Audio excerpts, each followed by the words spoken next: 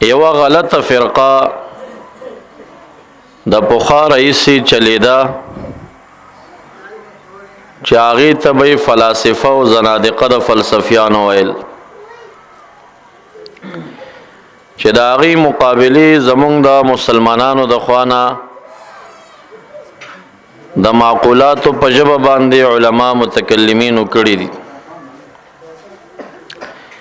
هغوی به خلکو ته اصلا زندقانو، کافران او دهریانو غوښتلی دا چې مسلمانان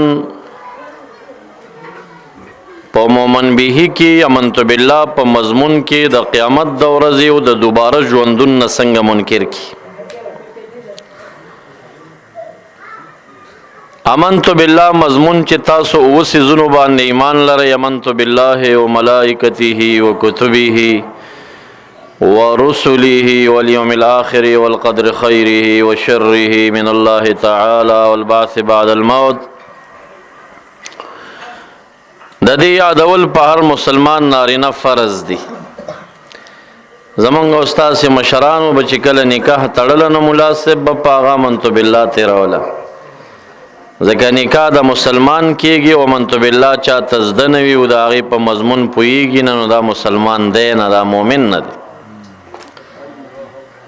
نو څومره سامعین چې دا خبره اورئ، نارینه وي که زنانه وي، لازم فریضه په ځان دا وګڼئ چې چاته امنت بالله سره د ترجمې نه زده دا زده کوي، په دین کې شرم مه کوئ. دې مجموعه د دوو څیزونو باندې چې کله سړی یقین ولري دې ته ایمان ویلی شي، او ایمان مفصلم دغه دی. بیا پدې کې که انسان د یو نه منکر شیم کافر دی، که د اوو واړو نه منکر شیم کافر دی. دې کفر کې څه فرق نشته چې یو څوک په شپږو ایمان لري خو په شپږو کې په دې اوو کې صرف الله تعالی نه مني، نو دی به مؤمن شي، هغه کافر دی قطعي. که په دې ټولو ایمان شته خو په ملایکو ایمان نه لري، کافر دی. په ټولو ایمان شته خو په کتابونو ایمان نشته، کافر دی. په ټولو ایمان شته دی خو په رسولانو ایمان نشته، په انبیاو، کافر دی. په دغه سلسله باندې چې په هر څه ایمان ولري خو په بعث بعد الموت د قیامت د ورځې بیا ژوندون باندې ایمان نه لري، کافر دی. همدا وجه د قرآن عظیم شان کې مکی و مدني سورو کې معظمه دعوه یعنی لویه دعوه چې بیانېږي هغه د بعث بعد الموت په اثبات باندې وي. زیاته حصه د قرآن کریم په دغه دعوه لګېدلې ده چې په دې خلکو په څه طریقه باندې د قیامت ورځ او دا بیا پاسون ومني. لکه مشرکین او کفار د هغې زمن چې و د بیا ژوندون نه منکر. فلاسفه او زندقانو زمونږ مسلمانانو کې یو رشد پیدا که او د مسلمانانو په ملکونو کې څه تعلیمات سیاسي او دنیوي شروع کړل. په هغه تعلیماتو کې داسې مقدمې وضع کړي چې مسلمانان د امنت بالله د مضمون نه څنګه واړئ. نو یوه مقدمه ابتدا کې دا کېښوده چې موت، مرګ عبارت عن فناء محض، دا د یو محض فنا نه عبارت دی. مرګ د ختمېدو نه عبارت دی، فنا نه عبارت دی. مرګ چې په چا راشي نو دا ختم شي. دا مقدمه د فلسفیانو کتابونو کې او د مسلمانانو په منځ کې به ورو ورو په دې باندې زور لګاو چې تر څو د خلکو ذهن کې دا خبره واچي او کلکه کی چې دا مرګ داسې یو څیز دی چې چا باندې راغی دی ختم شي، یعنی خوري او لوټي او ختمو د څه بقا نشته دي. متکلمینو د فلسفو د دې اصل د نړولو دپاره د دوی دا دعوه رد کړه، وی ویل چې مرګ فنای محض نه ده، بلکې مرګ سبب وقنطرة من دار الفناء الى دار البقاء. مرګ د څه شي نوم دی؟ دا د یو پل نوم دی چې انسان د دې فانی دنیا نه په دغه پل باندې باقی او دایمي دنیا ته نقلی. سبحان الله. اوس پل عدم محض نشي جوړې دی، یو شی چې نوی نو هغه نو پل څنګه شه؟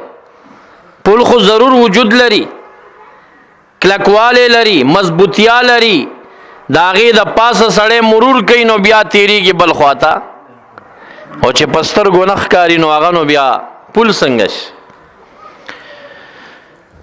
نو اهل السنه والجماعه متکلمین د مرګ نه تعبیر وکړه په قنطري او په پل باندې. الموت جسر یوصل الحبیب الی الحبیب. مرګ یو پل دی، یو عاشق بل محبوب سره یو ځای کوي.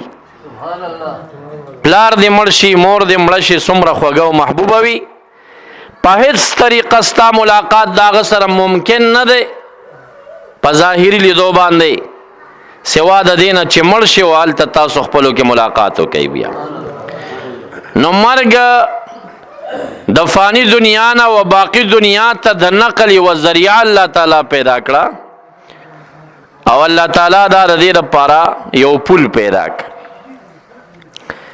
دا وجه ده چې نفس منفوس چې حیات لري د مرګ تریان به پې خامخا راځي.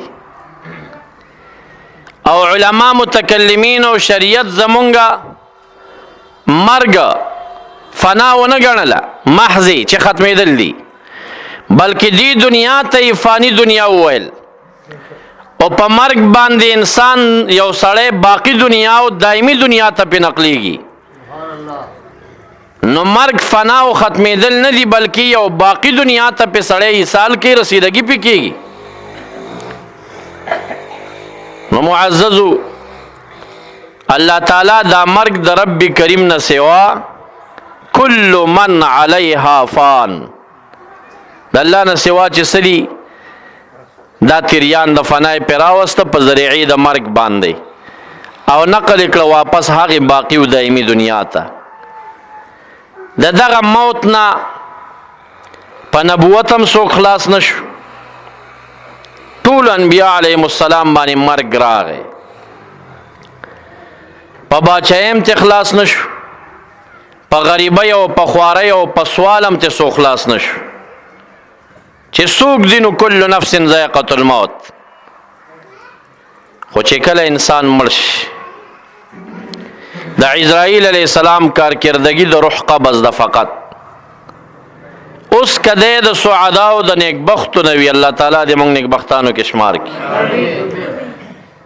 نظام د الله تعالی دومره عجیب دی چې د ده روح قبضیږي، د ده د روح د عزرائیل علیه السلام چې راواخلي، الله تعالی دې دپاره خپلې د رحمت فرشتې پیدا کړي دي، هغه د جنت نه راورسېږي او جنتي ریخم راوړي او دا پاک روح پکې تاو کی، او د ده نه ډېره بهترینه خوشبویي روانه وي، او دا به یوسي اسمان ته، بیا هغلته ورته فرشتې په استقبال کې ولاړې وي، بیا بل اسمان او بل اسمان دا سفر پې ټول کوي. د رسول الله مبارک دا خصوصیت و چې هغه په ویښه باندې ذاتن او جسدن لاړو، دا معراج و.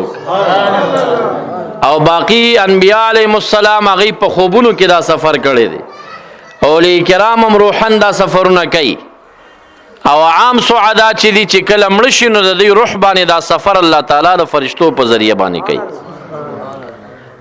خو هر اسمان کې استقبال د فرشتو وي، او مرحبا بالروح الطیب والنفس الطیب، حدیث د بخاری شریف مسلم شریف.